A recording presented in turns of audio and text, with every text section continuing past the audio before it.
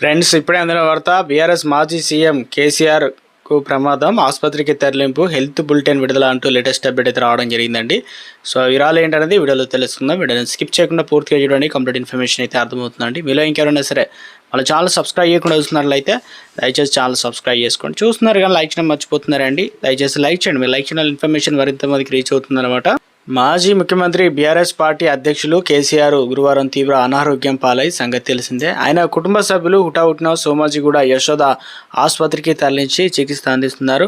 కాగా కేసీఆర్ ఆరోగ్య పరిస్థితిపై ఆసుపత్రి వైద్యులు బృందం హెల్త్ బులెటిన్ విడుదల చేసింది. తీవ్ర జ్వరంతో కేసీఆర్ ఆసుపత్రిలో చేరారని, వైద్య పరీక్షలు నిర్వహించిన అనంతరం ఆయనకు షుగర్ లెవెల్స్ అధికంగా పెరిగినట్లు తేలిందన్నారు. అలాగే సోడియం లెవెల్స్ కూడా భారీగా పడిపోయాయని చెప్పేసి పేర్కొన్నారు.